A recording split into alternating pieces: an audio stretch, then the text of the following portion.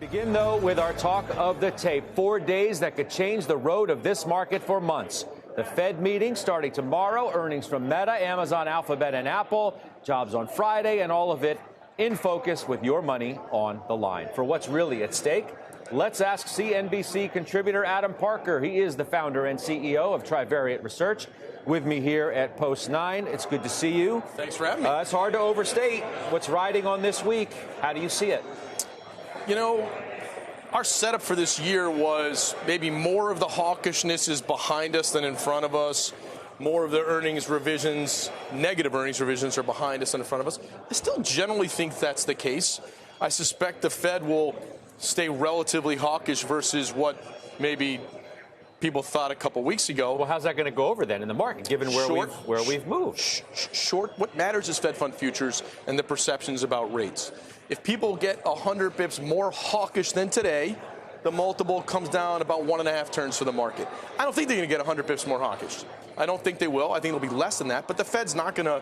I don't believe what's in the price now, a little bit more than half the people think they cut by the end of this year. I think that's going to prove to be too dovish what's in the price. So maybe 50 bips more than what is my base case. So there's, probably a little bit of multiple contraction in the second half of the year. I mean, Jeremy Siegel is in the camp. He was with me on Friday, who says we could do 15% this year. Why? Because I believe the market. I don't believe the Fed. I believe the bond market. I don't believe the Fed. The Fed's going to cut this year. That's what he said. It's possible. Is it probable? I don't think it's probable. I don't think it, what's probable, and if you look at what's in the prices, I think a 60% chance they do it before year end. I don't think that's likely, but, they were 6 months late to start. What matters, though, is Fed fund futures, the perception about rates. The perception moved October, November of 21. They cut, they lifted in March. So there'll probably be a few months lag versus what's in the price now, but I don't think that's a huge tailwind. So the reason I've been sort of optimistic on equities to start the year is revisions are mostly behind us. People got too negative. The big firms are out negative every day, anchored to that thesis. Earnings are going to be below 200. That's not the case. We have an eroding and slowing backdrop, not one that's tanking.